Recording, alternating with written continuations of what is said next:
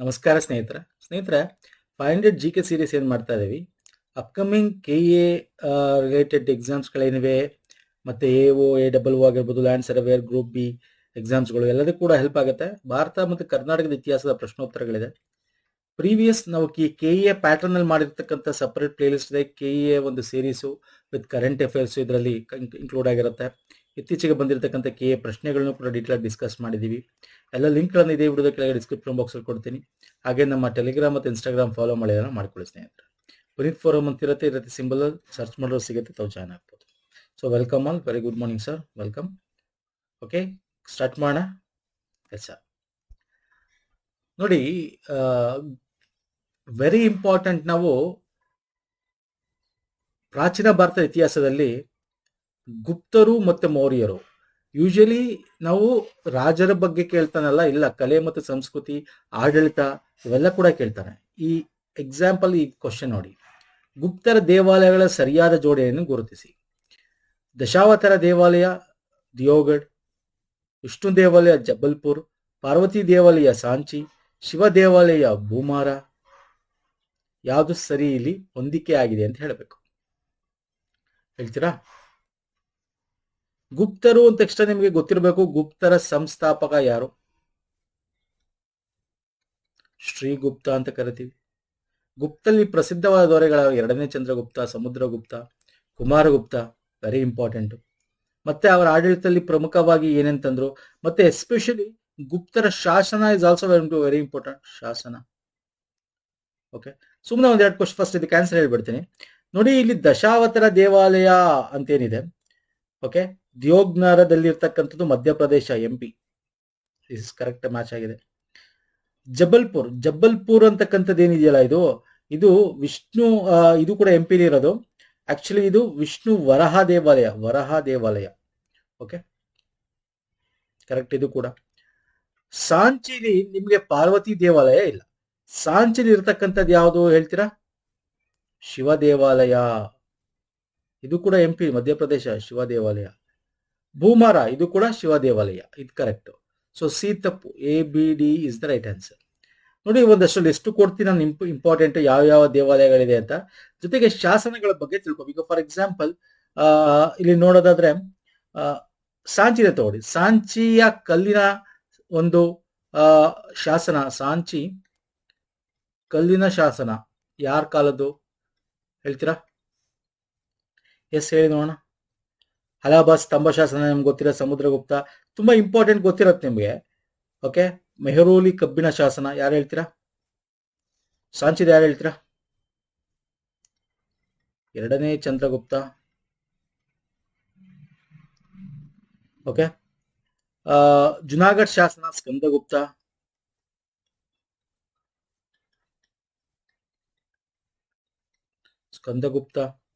Okay, ಇನ್ಯಾವ್ದು ಹೇಳ್ಬೋದು ನಾವು? ಅಲಹಾಬಾದ್ ಸಮುದ್ರಗುಪ್ತ, ಅದೆಲ್ಲ ನಿಮ್ಗೆ ಗೊತ್ತಿರುತ್ತೆ. ಮೆಹರಲಿ ಹೇಳಿದೆ, ಅದು ಎರಡನೇ ಚಂದ್ರಗುಪ್ತ, ಅದು ಕೂಡ. ಸೊ ಇವೆಲ್ಲ ವೆರಿ ಇಂಪಾರ್ಟೆಂಟ್ ಸ್ನೇಹಿತರೆ. ನಾನು ಲಿಸ್ಟ್ ಕೊಡ್ತೀನಿ, ನೋಡ್ಕೊಳ್ಳಿ. ಗುಪ್ತರ ಕಾಲದ ಪ್ರಮುಖ ದೇವಾಲಯ ನಾನು ಈಗ ತಾನೇ ಹೇಳಿದೆ. ಸಾಂಚಿ ಶಿವ ದೇವಾಲಯ, ಭೂಮಾರದ ಶಿವ ದೇವಾಲಯ, ದಿಯೋಗ್ನದ ದಶಾವತಾರ ದೇವಾಲಯ, ಮತ್ತೆ ವರಹ, ಇದು ಬಂದು ಜಬಲ್ಪುರಲ್ಲಿ ಇರೋದು ವರಹ ದೇವಾಲಯ, ವಿಷ್ಣುವಿನ ವರಹ ದೇವಾಲಯ. ಓಕೆ, ಇಲ್ಲಿ ಗುಪ್ತರ ಅರಸರ ಪ್ರಮುಖ ಶಾಸನಗಳನ್ನು ಕೂಡ ಕೊಟ್ಟಿದ್ದೀನಿ, ನೋಡ್ಕೊಳ್ಳಿ. ಓಕೆ, ಮೆಹರೂಲಿ ಕಬ್ಬಿಣ ಸ್ತಂಭ ಶಾಸನ, ಸಾಂಚಿ ದಾಂಡಿ ತಾಮ್ರ ಶಾಸನ, ಓಕೆ, ನಳಂದ ಶಾಸನ ಸಮುದ್ರಗುಪ್ತ. ಫೈನ್. ಸೊ ಈ ಶಾಸನ ಅಂದ ತಕ್ಷಣ ನಿಮಗೆ ಮೌರ್ಯ ಕಾಲದಿಂದ ಹಿಡಿದು ಇಲ್ಲಿ ಗುಪ್ತರಿಂದ ಹಿಡಿದು ನಮ್ಮ ಕರ್ನಾಟಕದ ಶಾಸನಕ್ಕೂ ಬಂದ್ಬಿಡ್ಬೇಕಾಗತ್ತೆ. ಸೊ ಇಲ್ಲಿ ನೋಡಿ, ನಾನು ಸಿಂಪಲ್ ಆಗಿ ಇದೊಂದು ಕ್ವಶನ್. ಮೌರ್ಯರು, ಕದಂಬರು, ಬಾದಾಮಿ ಚಾಲುಕ್ಯರು, ರಾಷ್ಟ್ರಕೂಟರು, ಯಾವ ಶಾಸನಗಳು ಅದಕ್ಕೆ ಸಂಬಂಧಪಟ್ಟಿದೆ ಅಂತ ನಿಮ್ಗೆ ಈ ತರ ಇದ್ದಾಗ ಒಂದಿಸಿ ಬರೋ ಆಪ್ಷನ್ಸ್ ಈಸಿ ಕೊಟ್ಟಿರ್ತಾನೆ, KE ಆಗ್ಲಿ KPSC ಆಗ್ಲಿ. ಸೊ ತೊಂದರೆ ಇಲ್ಲ, ಯಾಕಂದ್ರೆ ಅಲ್ಮಿಡಿ ಶಾಸನ ವೆರಿ ಫೇಮಸ್ ಶಾಸನ. ಯಾರು ಅಂತ ಗೊತ್ತು? ಕದಂಬರು. ಬಿಗೆ 1 ಅಲ್ಲಿ ನೋಡಿ, ಇದೊಂದೇ ಇರೋದು, ಕಣ್ಮುಚ್ಕೊಂಡು ಟಿಕ್ ಹಾಕ್ಬೋದು. Option 2 is the right answer ಅಲ್ವಾ ಸರ್? ಅಲ್ವಾ? ಮೌರ್ಯ, ಮಸ್ಕಿ, ಅಶೋಕನ ಶಾಸನ ಇರೋದು, ಅಶೋಕ. ಯಾವ ರಾಜ್ಯದ್ದು ಹೇಳಿ ನೋಡೋಣ, ಹೇಳ್ತೀರಾ? ಎಸ್ ಸ್ನೇಹಿತರೆ, ಸಿ ಐಹೊಳೆ, ಬಾದಾಮಿ ಚಾಲುಕ್ಯರು, ರಾಷ್ಟ್ರಕೂಟರು, ಎಲ್ಲೋರ.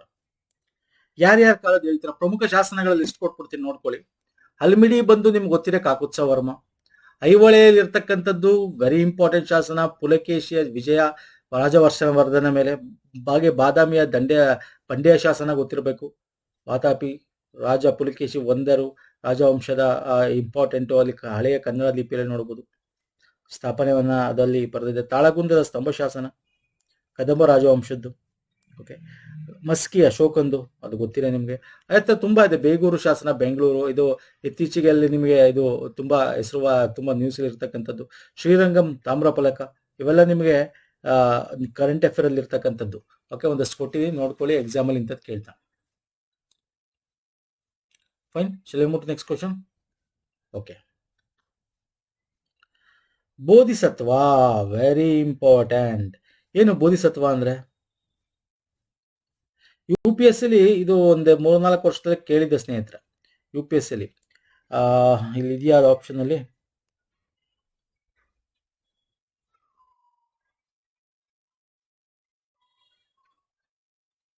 ಇಲ್ಲ ಅಲ್ವಾ? ಓಕೆ, ಪರವಾಗಿಲ್ಲ, ಅದು ಹೇಳೋಣ. ಫಸ್ಟ್ ಬೋಧಿಸತ್ವ ಅಂದ್ರೆ ನೋಡಿ, ಇದು ಕೆಳಗಿನವರಲ್ಲಿ ಬೋಧಿಸತ್ವ ಅಂದ್ರೆ ಯಾರು ಅಂತ ಕೇಳಿದ್ದಾರೆ.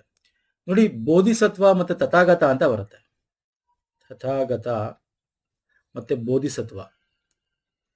ಎಷ್ಟೊಂದು ಬುಕ್ ಇದರಲ್ಲಿ ನಿಮ್ ನೋಟ್ಸ್ಗಳಲ್ಲಿ ಇರಲ್ಲ. ಇದು U P S C, K S ಎಲ್ಲ ಕೇಳ್ತಾನೆ. ಈಗ ನೋಡಿ, ಇದರಲ್ಲೂ ಕೇಳಕ್ ಸ್ಟಾರ್ಟ್ ಮಾಡ್ಕೊಂಡಿದ್ದಾನೆ.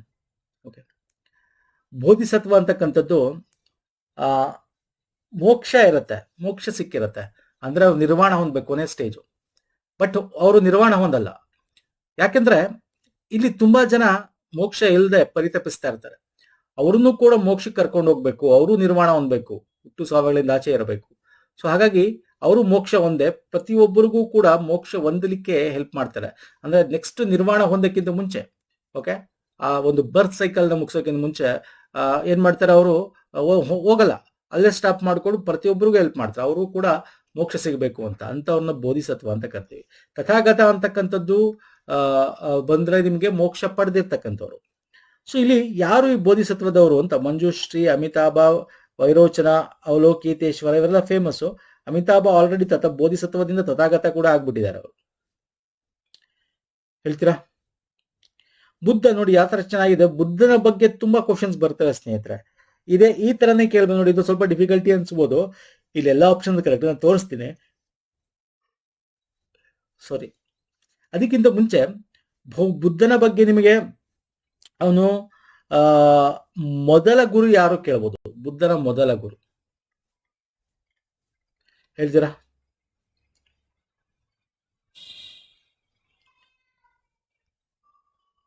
ಹೇಳ್ತೀರಾ?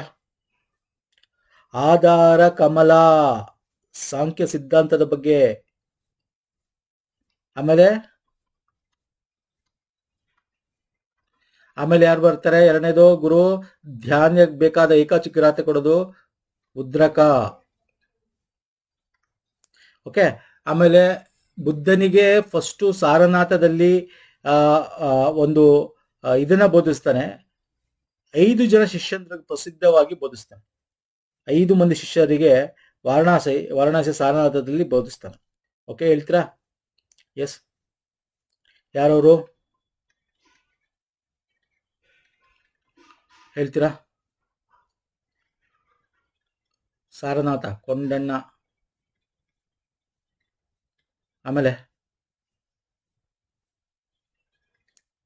ಭವ್ವಾಜಿ, ಆಮೇಲೆ ಹಂಸಾಜಿ. ಹೇಳ್ತೀರಾ? ಮಹಾನಾಮ. ಇನ್ನ ಯಾರು? ಎಪ್ಪು ಅಲ್ವಾ? ಪ್ರಸಿದ್ಧ ಶಿಷ್ಯರು ಯಾರು ಹೇಳ್ತಾರೆ ಎಕ್ಸಾಂಪಲ್ ಸ್ನೇಹಿತರೆ?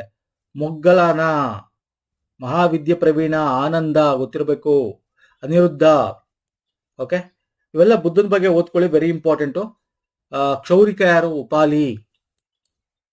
ಕಠೋರ ತಪಸ್ಸಿ ಮಹಾಕಶ್ಯಪ. ಸೊ ಇವೆಲ್ಲ ಗೊತ್ತಿರಬೇಕು. ವೈಶ್ಯ ಅಮ್ರಪಾಲಿ, ಇಲ್ಲಿ ತನ್ನ ಆಮಂತ್ರಣ ಸ್ವೀಕರಿಸುವುದ ಬುದ್ಧನ ಪ್ರಭಾವಕ್ಕೆ ಒಳಗಾಗಿ ಬುದ್ಧನ ಶಿಷ್ಯಯಾದಳು ಯಾರು? ಅಮ್ರಪಾಲಿ. ಸೊ ಇವೆಲ್ಲ ನಿಮ್ಗೆ ಗೊತ್ತಿರಲಿ. ಈಗ ಬರ್ತೀನಿ ಇದಕ್ಕೆ. ಮಹಾಯಾನ ಬುದ್ಧದಲ್ಲಿ ಬರ್ತಕ್ಕಂಥದ್ದು ಬೋಧಿಸತ್ವ. ಜ್ಞಾನೋದಯ ಹೊಂದಿದ ಜೀವಗಳು ಅವರು ಇತರಿಗೆ ಜ್ಞಾನವನ್ನು ಪಡೆಯಲು ಸಹಾಯ ಮಾಡಲು ನಿರ್ವಾಣ ಪ್ರವೇಶದ ವಿಳಂಬ ಮಾಡ್ತಾರೆ. ಅದರಲ್ಲಿ ಒಂದೊಂದರಲ್ಲೂ ಒಬ್ಬರು ಮಾಸ್ಟರ್ಸ್ ಅಂತ. ಮಂಜುಶ್ರೀ ಬಂದು ಬುದ್ಧಿವಂತಿಕೆ, ವಿಸ್ಡಮ್ ಅಂತ ಕರಿತೀವಿ.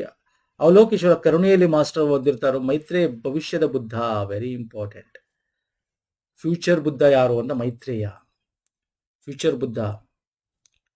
ವಜ್ರಪಾಣಿ, ಕ್ಷಿತಿಗರ್ಭ, ತುಂಬಾ ಇಂಪಾರ್ಟೆಂಟ್ ಮೇಥಡ್ನ ಕೊಟ್ಟಿದ್ದೀನಿ ನಾನು ಇಲ್ಲಿ ಲಿಸ್ಟಲ್ಲಿ ಕೊಟ್ಟಿದ್ದೀನಿ.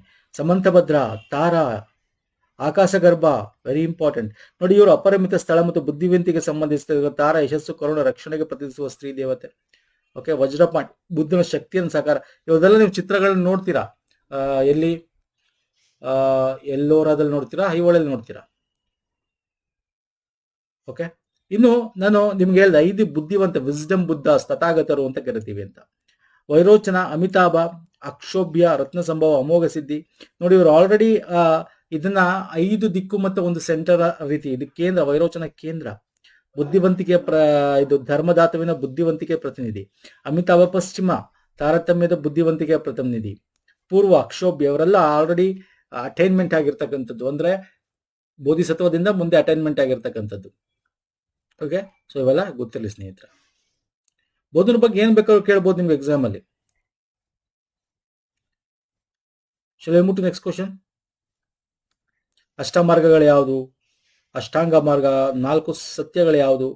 ಓಕೆ, ಮೊನ್ನೆ ಯಾವ್ದೋ ಅದ್ರಲ್ಲಿ ಕೇಳಿದ್ದೆ ಎಕ್ಸಾಮ್ ಅಲ್ಲಿ, ಬುದ್ಧಿಸಮ್ದು, ಇದೇ ಎಕ್ಸಾಮ್ ಅಲ್ಲಿ ಕೇಳಿದ್ದ. ಓಕೆ, ಇವೆಲ್ಲ ಗೊತ್ತಿರಲಿ. ನೆಕ್ಸ್ಟ್ ಹೋಗೋಣ. ಕಾಯಂ ಜಮೀನ್ದಾರಿ ವ್ಯವಸ್ಥೆಗೆ ಸಂಬಂಧಿಸಿದಂತೆ ultimate question, simple question also. ಇದು ಸಿಂಪಲ್ ಆಗಿದೆ, ಹೇಳ್ತೀರಾ? ಕಾರ್ದವಾಲಿಸ್ ತಂಡ 1793ರಲ್ಲಿ. Yes, this is correct answer. ಯುಎಸ್ನ ಭಾರತದಲ್ಲಿ ದಕ್ಷಿಣ ಪ್ರಾಂತ್ಯದಲ್ಲಿ ಕಾರ್ಯಗತಗೊಳಿಸಲಾಯಿತು. ಆಕ್ಚುಲಿ ಇದು ದಕ್ಷಿಣದಲ್ಲ, ಉತ್ತರದಲ್ಲಿ. ಅಥವಾ ಅಲ್ಲಿ ಬಿಹಾರ, ಒಡಿಸ್ಸಾ, ಬಂಗಾಳ. ಅಲ್ವಾ ಸರ್? ಬಂಗಾಳ, ಬಿಹಾರ, ಈಗ ಒರಿಸ್ಸಾ ಇದೆಯಲ್ಲ, ಅದು ಒಡಿಸ್ಸಾ. ಜಮೀನ್ದಾರರು ಸರ್ಕಾರಕ್ಕೆ 89% ಅಲ್ವಾ, 10 ಭಾಗ, ಅಂದ್ರೆ 11ರಲ್ಲಿ 10 ಭಾಗದಷ್ಟು ತೆರಿಗೆ ಪಾವತಿಸ್ತಿದ್ರು. Yes, this is correct. ಇನ್ನು ಮಿಕ್ಕಿದ್ದು ಅವ್ರು ಇಟ್ಕೋತಾ ಇದ್ರು. ಈ ಪದ್ಧತಿಯ ಪ್ರಕಾರ ಜಮೀನ್ದಾರರು ಭೂ ಒಡೆತನ ಹಕ್ಕುಗಳು ವಂಶ ಪಾರಂಪರ್ಯವಾಗಿರ್ಲಿಲ್ಲ. ಆಕ್ಚುಲಿ ವಂಶ ಪಾರಂಪರ್ಯವಾಗಿತ್ತು. ಅದ್ರಲ್ಲಿ ಅವ್ರೇನಾರು ಕರೆಕ್ಟಾಗಿ ವಸೂಲಿ ಮಾಡಿ ಕೊಡ್ಲಿಲ್ಲ ಅಂದ್ರೆ ಅವಾಗ ಅವ್ರ ಹತ್ರ ಕಿತ್ಕೊಂಡು ಬೇರೆಯವ್ರು ಕೊಡೋರು. ಓಕೆ, ಯೂಶಲಿ ಜಮೀನ್ದಾರು ಅಂತ ಹೆಂಗೆ ಕನ್ಸಿಡರ್ ಮಾಡ್ತಾ ಇದ್ರು ಅವರು, ವಂಶ ಪಾರಂಪರ್ಯ ನಡ್ಸ್ಕೊಂಡ್ಬರ್ತಿದ್ರು. ಅವ್ರನ್ನ ಜಮೀನ್ದಾರು ಅಂತ ಫಸ್ಟ್ ಅವ್ರನ್ನ ನಿಷ್ಠೂರ ಮಾಡ್ಕೊಳ್ಳೋದು ಬೇಡ ಅಂತೇಳಿ. ಅಲ್ಲಿ ಯಾರು ಕರೆಕ್ಟಾಗಿ ಕೆಲಸ ಮಾಡ್ತಿಲ್ಲ, ವಸೂಲಿ ಮಾಡಿ ಕೊಡ್ತಿರ್ಲಿಲ್ಲ, ಆಗ ಅವರಿಂದ ಕಿತ್ತು ಬೇರೆಯವ್ರು ಕೊಡ್ತಾ ಇದ್ರು. So this is wrong answer. ಎಷ್ಟು ಹೇಳಿಕೆ? ಕೇವಲ 2 ಹೇಳಿಕೆಗಳು ಸರಿ. ಯಾವುದು? Option 1 and B. ಹೇಳ್ತೀರಾ ಅದ್ರ ಬಗ್ಗೆ? ಓಕೆ, ಎಲ್ಲಿ ನಾವು ನೋಡೋದಾದ್ರೆ ದಕ್ಷಿಣದಲ್ಲಿ ನಾವು ಯಾವ ಪದ್ಧತಿ ಯೂಸ್ ಮಾಡಿದ್ವಿ? ಮದ್ರಾಸ್ ಪ್ರಾಂತ್ಯದ ಸುತ್ತಮುತ್ತ ರೈತವಾರಿ ಅಲ್ವಾ ಸರ್? ಓಕೆ, ಇಲ್ಲಿ ನೋಡೋದಾದ್ರೆ 1979ರಲ್ಲಿ ಬಿಹಾರ, ಬಂಗಾಳ, ಒರಿಸ್ಸಾ ಪ್ರವೇಶಿಸಿದ. ಜಮೀನ್ದಾರ ಭೂಮಿಯ ಮಾಲೀಕರಾಗಿ ಗುರುತಿಸಲಾಗಿತ್ತು. ಆನುವಂಶಿಕವಾಗಿ ಹಕ್ಕುಗಳನ್ನು ನೀಡಲಾಯಿತು. ಭೂಖಂಡ ಶಾಸನ ನಿಗದಿಪಡಿಸಲಾಯಿತು. ಪುರುಷೋತ್ತಮ ಲೆಕ್ಕಿಸಲನ್ನು ಹೆಚ್ಚಿಸಲಾಗುವುದಿಲ್ಲ. ಸೂರ್ಯಾಸ್ತ ಕಾನೂನು ಜಮೀನು ನಿರ್ದಿಷ್ಟ ದಿನಾಂಕದೊಳಗೆ ನಿಗದಿತ ಆದಾಯವನ್ನು ಪಾವತಿಸಲು ವಿಫಲವಾದರೆ ಅವರ ಭೂಮಿಯನ್ನು ಬ್ರಿಟಿಷರು ಹರಾಜು ಹಾಕ್ತಿದ್ರು. ಬೇರೆಯವ್ರು ಕೊಡ್ತಾರೆ ಹರಾಜು ಹಾಕಿ. ಓಕೆ, 10ನ 1 ಭಾಗದಷ್ಟು ಕಂದಾಯ ಸರ್ಕಾರ ಕೊಡಬೇಕಾಯ್ತು. 10ರ 1 ಭಾಗದಷ್ಟು ಜಮೀನ್ದಾರ ಇಟ್ಕೋಬೇಕು. ಅರ್ಥ ಆಗ್ತಿದೆಯಲ್ಲ? Yes sir. ನೆಕ್ಸ್ಟ್, ಶಿವಾಜಿ ದಕ್ಷಿಣ ಭಾರತದ ಸೈನಿಕ ದಂಡಯಾತ್ರೆಗಳ ಸಮಯದಲ್ಲಿ ಈ ಕೆಳಗಿನ ಯಾವ ಆಡಳಿತಗಾರರ ಜೊತೆ ಮೈತ್ರಿ ಮಾಡಿಕೊಂಡಿದ್ದರು? ಯಾವ ಜೊತೆ ಹೇಳ್ತೀರಾ? ಎಸ್, ಬಿಜಾಪುರದ ಆದಿಲ್ ಶಾಹಿ, ಗೋಲ್ಕೊಂಡದ ಕುತುಬ್ ಶಾಹಿ. ಬಿಜಾಪುರಕ್ಕೆ ಬರ್ತಾರೆ, ಆದ್ರೆ ಮಾಡ್ಕೊಳ್ಳೋದು ಯಾರು ಸರ್? ಗೋಲ್ಕೊಂಡದ ಕುತುಬ್ ಶಾಹಿ ಅಲ್ವಾ? ಕರೆಕ್ಟ್ ಅಥವಾ ಬಿಜಾಪುರದ ಆದಿಲ್ ಶಾಹಿ ಸರ್? ಹೇಳ್ತೀರಾ? ಮೊಘಲರು ಏನು ದಕ್ಕನ್ಗೆ ಬರ್ತಾ ಇದ್ರಲ್ಲ, ಇವ್ರದ್ದೆಲ್ಲ ಮಾಡ್ಕೋತಾರಂತ. ಏನ್ ಶಿವಾಜಿ ಸ್ವಲ್ಪ ಬುದ್ಧಿವಂತನಾಗಿ ನಮ್ದು ಹೋಗುತ್ತೆ ಅಂತ ಹೇಳಿ ನಮ್ಮ ಕರ್ನಾಟಕದ ಹತ್ರ ಬಂದು ಗೋಲ್ಕೊಂಡ ಸುಲ್ತಾನ ಕುತುಬ್ ಶಾಹಿ ರಾಜವಂಶ. Okay, Qutb Shahi is the right answer. ಹಂಗೆ ಬಂದ್ರೆ ಅವರ ಒಂದು ದಾಯಾದಿಗಳಲ್ಲಿ ಬೇರೆ ಬೇರೆ ಒಂದು ಇದಾಗಿತ್ತು. ವೆಂಕೋಜಿ, ಓಕೆ, ಅವನ ಜೊತೆ ಸಮನ್ವಯ. ವೆಂಕೋಜಿ ಹೆಂಡತಿ ಅದಕ್ಕೆ ಮಧ್ಯಸ್ಥಿಕೆ ವಹಿಸ್ತಾಳೆ. ಓಕೆ, ಬಿಜಾಪುರ ಸುಲ್ತಾನ ಅಡಿಯಲ್ಲಿ ತಾಂಜಾವೂರನ್ನು ಆಳ್ತಿದ್ದ, ಅವನು ಬಿಜಾಪುರ ಸುಲ್ತಾನದಲ್ಲಿದ್ದ. ಹಂಗಾಗಿ ಅವನು ಕೂಡ ತಗೊಳ್ಳೋದು. ಹಾಗೆ ಲೋಕಲ್ ಅಲ್ಲಿ ಬಂದ ನಾಯಕಾಸ್ ಅಂತ ಇಲ್ಲಿ ತಮಿಳುನಾಡು, ಕರ್ನಾಟಕದಲ್ಲಿ ಬೇರೆ ಬೇರೆ ಇದ್ರು. ಸೊ ಬೇರೆ ಬೇರೆ ಕಡೆ, ಸೊ ಅವ್ರನ್ನು ಕೂಡ ಅವನು ಮೈತ್ರಿಗಳಾಗಿ ತಗೋತಾನೆ. ಅಂದ್ರೆ ಮೊಘಲರನ್ನ ಹಿಂದೆ ಓಡಿಸ್ಬೇಕು ಅಂತ ಹೇಳಿ. So right answer option 2. So next ಬರ್ತೇನೆ. ಉದ್ಯಾನವನದ ಹೆಸರು, ಸಿಂಪಲ್ ಕ್ವಶನ್ ಇದು ನೋಡಿ. ಉದ್ಯಾನವನದ ಹೆಸರು ಕೇಳಿದ್ದಾನೆ ಮತ್ತೆ ಯಾವ ಸ್ಥಳದಲ್ಲಿದೆ. ಇಲ್ಲಿ ತಪ್ಪಾಗಿ ಒಂದೇ, ಕರೆಕ್ಟಾಗಿ ಕ್ವಶನ್ ಓದ್ಬೇಕು. ತಪ್ಪಾಗಿ ಹೊಂದಾಣಿಕೆ, ರಾಂಗ್ಲಿ ಮ್ಯಾಚ್ಡ್, ನೆಗೆಟಿವ್ ಸ್ಟೇಟ್ಮೆಂಟ್ ಇದು. ಹೇಳ್ತೀರಾ? ರಾಂಗ್ಲಿ ಮ್ಯಾಚ್ಡ್ ಯಾವುದು?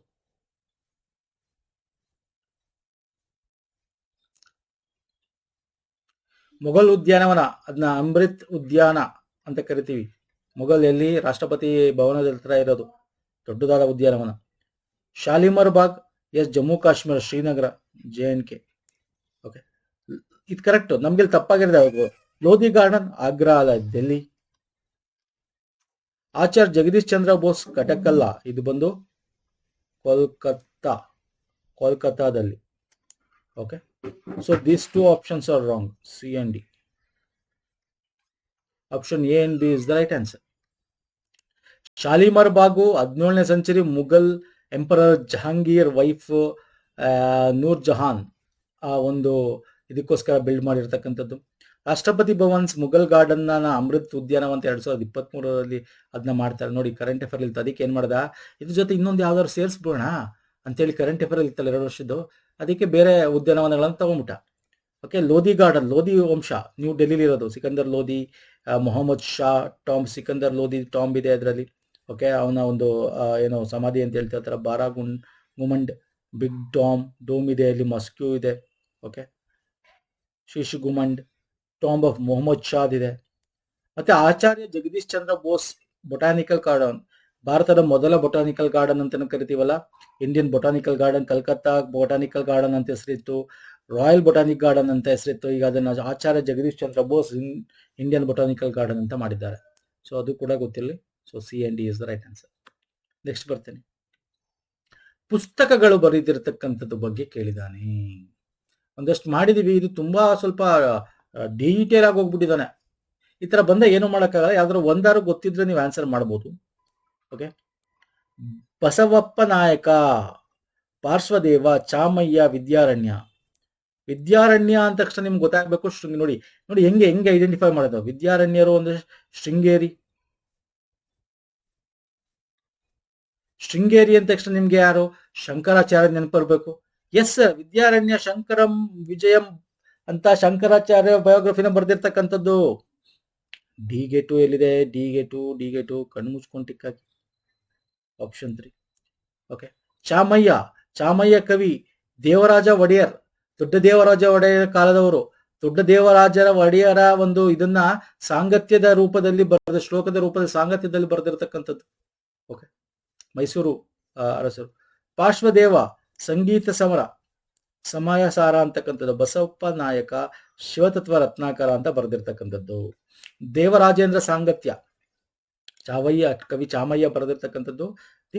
ದೇವರಾಜೇಂದ್ರ ಏನೋ ದೊಡ್ಡ ದೇವರಾಜ ಒಡೆಯರ್ ಕಾಲದಲ್ಲಿ.